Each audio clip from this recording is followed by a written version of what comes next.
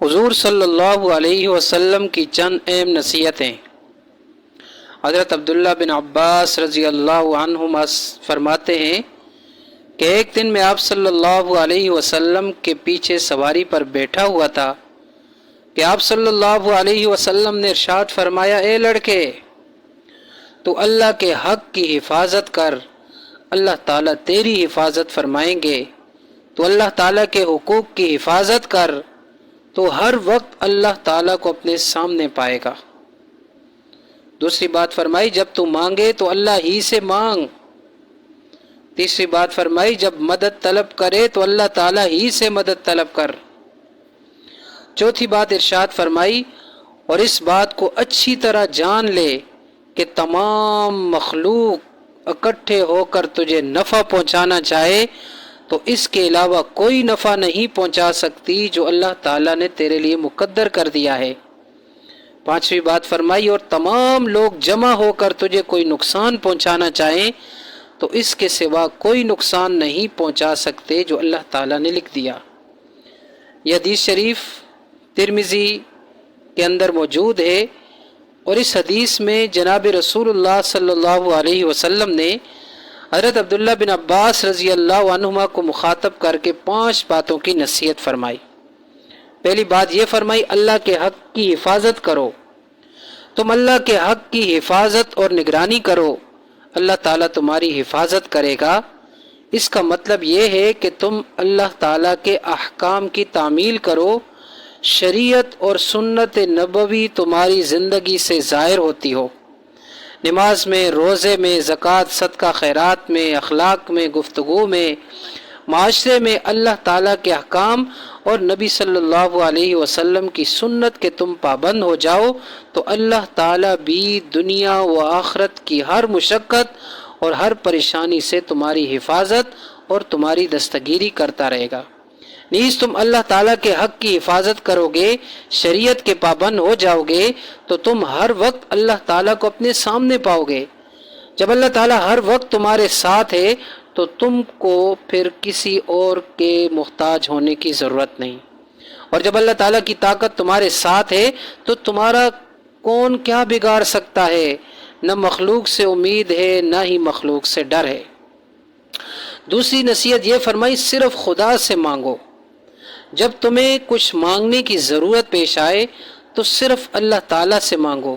اللہ تعالیٰ کی دولت کا سمندر اتنا وسیع ہے کہ انسانی عقل حیران اور ششدر ہے۔ اگر اللہ تعالیٰ سب کو اس کی تمنا اور آرزوؤں کے مطابق دے دے تو اس کی دولت میں سے اتنا بھی نہیں جاتا جتنا سمندر میں سے سوئی کی نوک میں آ سکتا ہے۔ اور وہ صاحب دولت بھی خوش نصیب ہے کہ ادھر تم اللہ تعالیٰ سے مانگتے ہو اور ادھر اللہ پاک اس کے دل میں ڈال دیتا ہے اور بے چین ہو کر تمہارے پاس لے کر آتا ہے، اور اگر تم اس کو قبول کر لیتے ہو تو وہ اپنی خوش نصیبی سمجھتا ہے۔ تم بھی مقبول بارگاہ ہوئے اور اس کی دولت بھی اللہ کے ہاں شرف و قبولیت اس نے حاصل کیا۔ تم نے تقوی اختیار کیا اور اس کا مال ایک متقی کو پہنچ گیا۔ جناب رسول اللہ صلی اللہ علیہ وسلم نے ارشاد فرمایا کہ تم مومن کے علاوہ کسی دوسرے کو اپنا دوست ہرگز مت بناؤ، اور تمہارے پاس کھانا متقی لوگوں کے علاوہ کوئی دوسرا نہ کھائے، لہذا تمہارا دوست بھی کامل ہونا چاہیے اور تمہارے مہمان بھی متقی لوگ ہونے چاہیے۔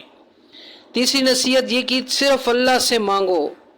جب تم کسی مصیبت دشواری میں مبتلا ہو جاؤ، کسی پریشانی میں، کسی بیماری میں، دشمنوں کے نرغے میں آ جاؤ اور ہر طرف سے تمہیں ستایا جا رہا ہو تو ایسے حالات میں تمہارے دستگیر صرف خدا تعالیٰ ہیں، اس لیے صرف اسی سے فریاد رسی کرو اور اسی سے مدد مانگو۔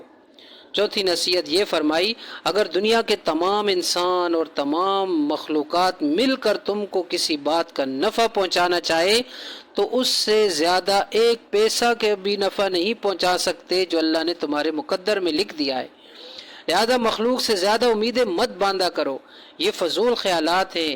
تمہیں اپنی محنت خود کرنی ہے، جو تمہارے مقدر میں ہے وہ تم کو اس بہانے سے ملتا رہے گا، اور ہر وقت خدا کی یاد تمہارے اندر غالب رہے گی۔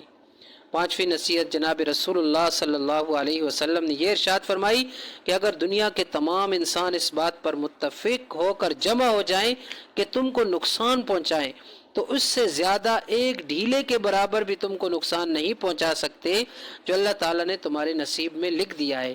کسی کو کوئی طاقت نہیں جو تمہیں نفع پہنچائے یا تمہیں کچھ نقصان پہنچائے، اس لیے سارا بھروسہ خدا تعالیٰ پر کرو اور اللہ تعالیٰ ہی کے نیازمند بن جاؤ۔